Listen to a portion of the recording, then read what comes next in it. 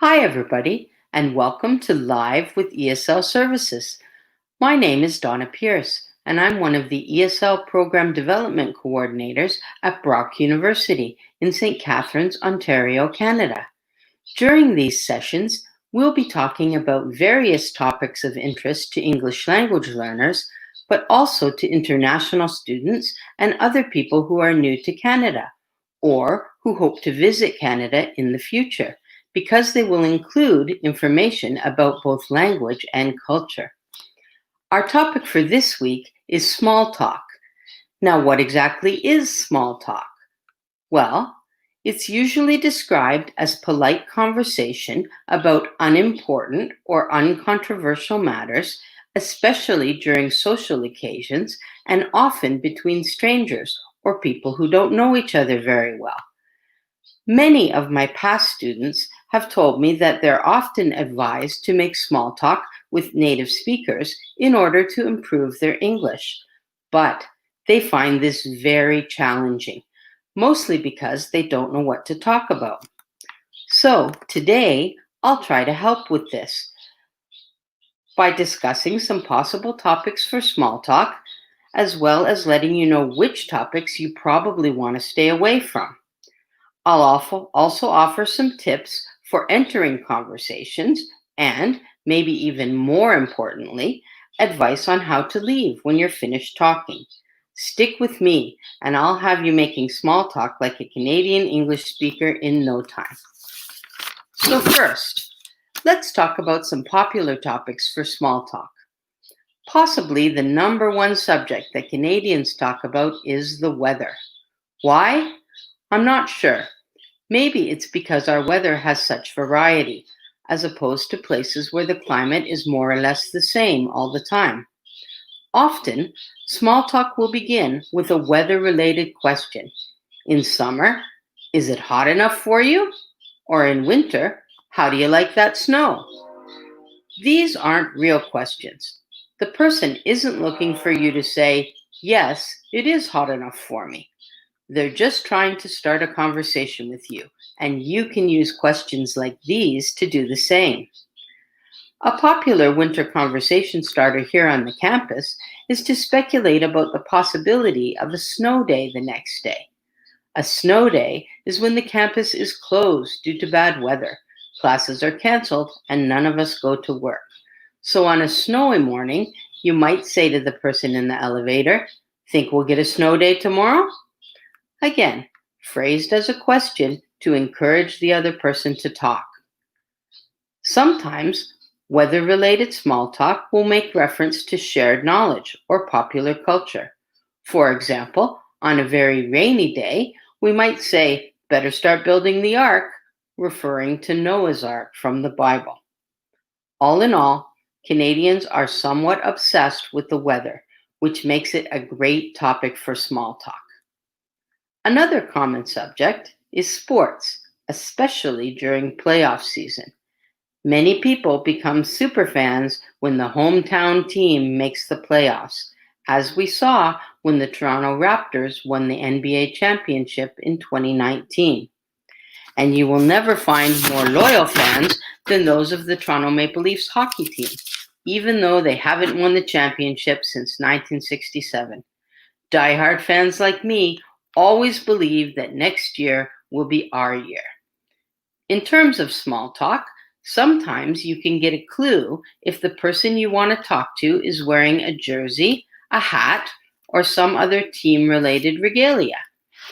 You can often start a conversation by gesturing to the piece of clothing and saying something like, "Are you a Leafs fan? Do you like the Raptors? Do you support the Blue Jays?" And then, "Who's your favorite player?" Or, "Have you ever been to a game?" Questions are always a great way to get someone talking. Other than weather and sports, you can always talk about current events. You can start by making a general comment, such as, "Wow, that's crazy what's going on in the States right now," and see if the other person takes up the topic. You can also draw on pop culture, things like TV shows, movies, and music. So you can say something like, Have you been watching The Masked Singer? Who's your favorite performer? Or, have you seen the new Avengers movie? Or, have you heard The Weeknd's new song? I love it. Again, questions to get your partner talking. So now, let's talk about what topics you probably want to stay away from when trying to make small talk. In general, you want to avoid talking about politics and religion. Remember, small talk is supposed to be uncontroversial, and politics and religion definitely are not. You also want to avoid very personal questions or comments about a person's age, appearance, and whether they are married or single. If you stray into these areas, the person might get a different idea about what you're trying to do other than just make small talk. You shouldn't directly ask what something cost. The furthest you can go is to admire the item, saying something like, nice car, or great watch, or I love your shoes, and see what information the person volunteers from there. If someone admires something of yours, the expected response is just to say thank you. There's no need to volunteer the price of the item. Also, a word of advice. Most people in Canada will be impressed by the fact that you got something for a lower price. So phrases like, I got it on sale, or it was a great deal, or it was a real bargain, are things you may often hear. Now, if you come across two people in a social setting, such as a party or networking event, it is usually perfectly fine to join in the conversation. You can stand close to the group with a smile and open body posture like this, and someone will probably include you in the conversation. Or smile and make eye contact with the person speaking, nod to show you're listening, and join in when you can. However, if it seems to be a more private conversation, then don't join in unless invited. How can you tell? In a private conversation, the speakers will usually stand closer together, speak more quietly, and may even touch each other lightly on the arm or shoulder.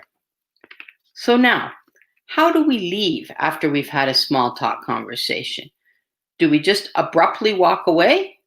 No, because that will leave a negative impression with the person you've been speaking to. Instead, you can end the conversation by saying something like, well, I've got to go now. Nice chatting with you. Or, okay, time to leave. See you later. Don't worry. Everyone knows that this doesn't actually mean you expect to see them later. Finally, no discussion of small talk would be complete without mentioning the Canadian tag question. I'm talking about eh? That little syllable that many Canadians add at the end of spoken statements. For example, it sure is hot out, eh? Or the prof sure piles on the homework, eh? If you spend much time talking to Canadian English speakers, it's very likely that you will hear them use a, said with rising intonation, a. So what does it mean? Well, as I said before, a is a type of tag question. So using our previous examples, it would mean, it sure is hot out, isn't it? Or, the prof sure piles on the homework, doesn't she? Like with most tag questions, the purpose is to build solidarity and encourage the listener to join the conversation. So A is a great tool to use when engaging in small talk with Canadian English speakers. So there you go. You now know how to start a conversation, engage in small talk, and leave without offending anyone. So get out there and start talking. That's all for today. See you next week on Live with ESL Services. Bye-bye.